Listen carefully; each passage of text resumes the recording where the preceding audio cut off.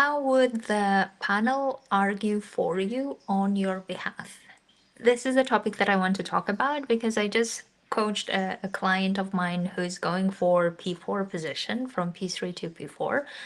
And as I was coaching him, I was asking her these questions so that he can have more clarity as to how to get ready and prepare for the job interview if he gets one, right?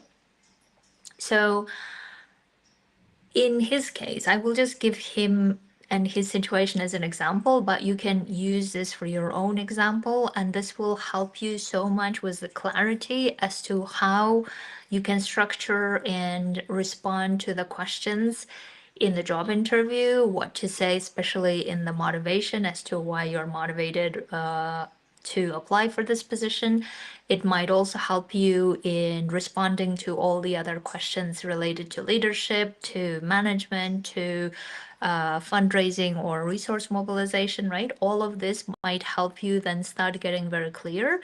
Once you see how the panel could argue for you on your behalf in that panel discussion after the interviews have been finalized.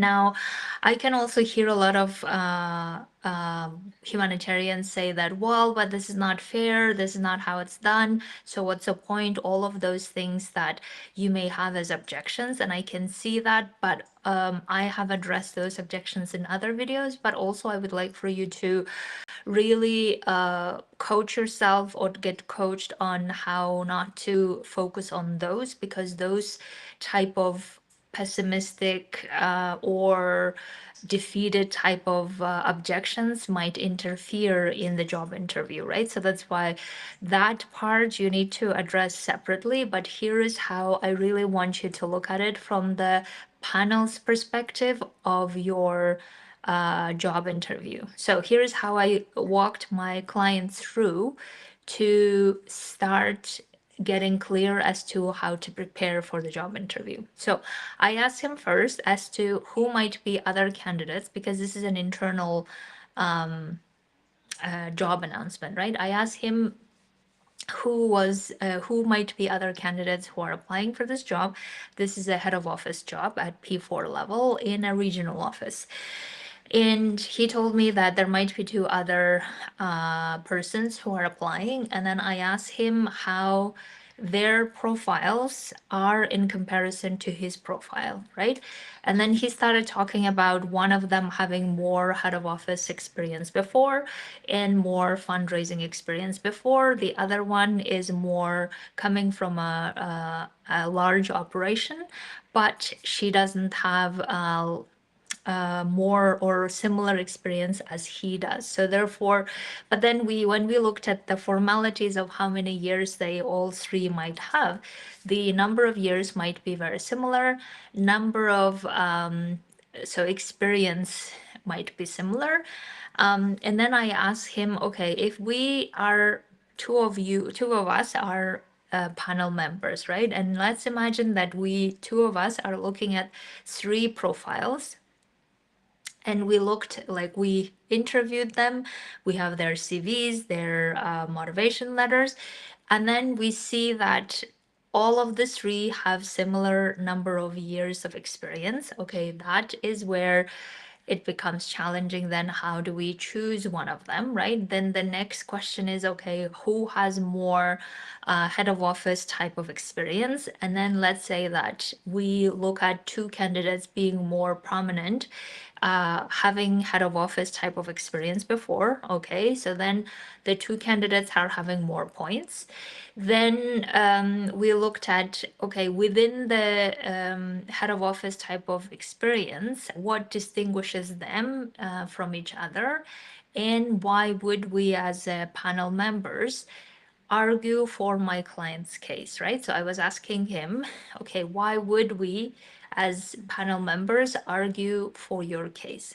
And then I asked him if the head of office experience are similar, number of years are similar, if the fundraising experiences are similar, then what still distinguishes these two? And then he was arguing how, as panel members, we could argue for his case by pointing out certain management styles, leadership styles, pointing out certain arguments of contextual experience, that he had more of the contextual experience of covering 14 countries, while the other candidate having only several countries covering in another part of the country, right? In another part of the continent, sorry. So we started looking at all of these different elements. And then, of course, we also looked at the elements of gender inclusion, age, gender. These are the parts that we have included. So we started arguing essentially why, as a panel member, we would argue for his case, right? And I was also telling him that, okay, now I will be the devil's advocate and I will say, okay, even if you argue that way for your case or for my client's case, right, as a panel member, I was telling him, okay, how is it then different here? Or why would we still go for this candidate over this candidate? And then we started using all of the possible arguments as to why we should still go for this candidate. And you could do this with yourself as well, or with a coach or with someone you trust. You could really go through all the possible ways of how panel members might be discussing among themselves your case and possibly arguing for your case. Now, we have obviously seen a lot of different panel members working, right? There are panel members who are mostly respective or obedient, if you will, even towards what the manager wants. If the manager wants this type of candidate, then the panel members not really saying, arguing anything. I have been in those panels myself as well.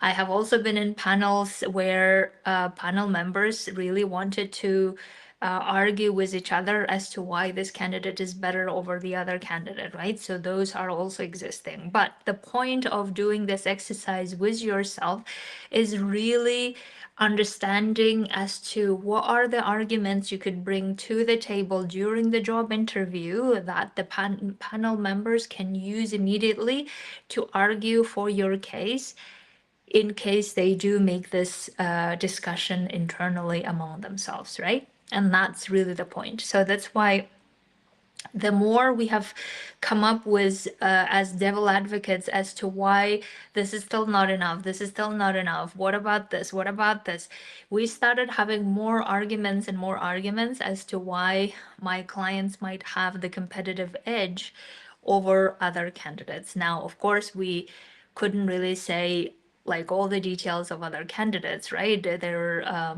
He could describe certain experiences and certain things that he knows about the other candidates, but a lot of the times you may not know who the opponents, so to say, you are competing against.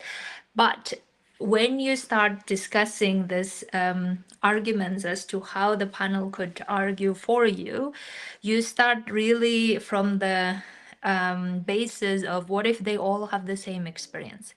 What if they all have the same level of head of office experience, for instance, in this case, right? What if they all have the contextual experience? Then what distinguishes them? Or what are the reasons why we would go for this candidate over another candidate, right? And you start dialing it down to a point where you start seeing, this is how I could prepare my job interview to stand out among all the other candidates. And we were also discussing this with my client, and he was saying that it was great for him to see from a 360 perspective as to his own profile, as to profiles of other two candidates that he was competing against. And maybe there will be others that we don't know, right? But once he starts seeing from that zoom out perspective of looking at all of the three profiles and objectively start coming up with arguments as to why you should go for this candidate over the other, you start developing some arguments as to what that could be, right? It could be something specific contextual, it could be something specific skill wise, it could be something specific to leadership style, it could be something specific to being able to handle certain types of government entities, whatever the specific things that you make you stand out, that make you be the strongest candidate among others. And also, of course, panel members currently are probably under a lot of pressure of showcasing how they are objectively making decisions among thousands of candidates.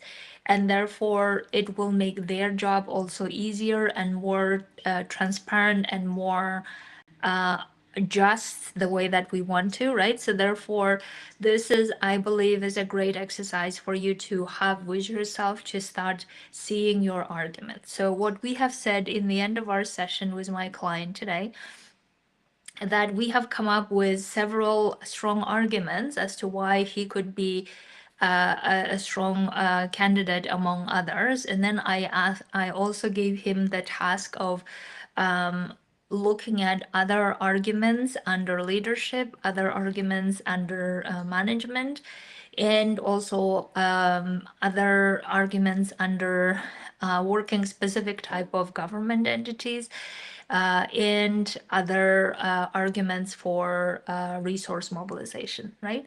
And once he has all of that very clear in his mind, then when we do the mock interviews and when we actually get ready for the job interview, whatever the questions the panel may ask, he will know these are the main highlights that he needs to ensure to communicate and articulate in the job interview in the most convicted way, obviously.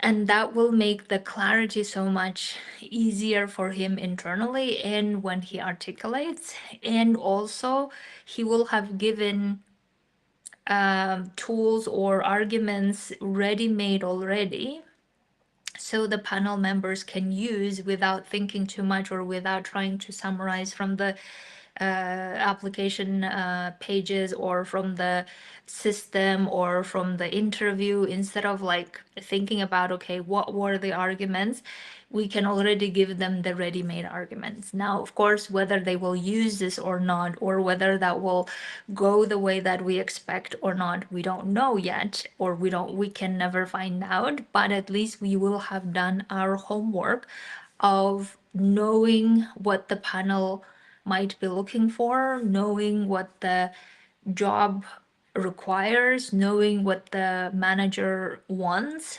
All of these elements we have combined into one, into the way of, okay, these are the arguments that they might be looking for, or they might need to argue for our case if they need to, if they want to, right? So that's really what I would like to encourage for you to look at it as you prepare for the job interview, or even when you're writing your job application in the humanitarian sector, because of the huge competition that we're all facing, right? How can we still make sure that we stand out? And when we start arguing from the panel's perspective, when we start arguing from the hiring manager's perspective, when we start arguing from the contextual perspective, we start having a lot of arguments as to why they should argue for our case. Okay, my dears, I hope that you will give it a try if you haven't done so yet. And if you would like to work on this, and of course also do a lot of mock interviews, which I'm doing currently, please let me know. I would love to support you in this process to keep going for the job that you want to without sacrificing, compromising the level of work that you are doing. Okay, have a beautiful week. I'll talk to you very soon.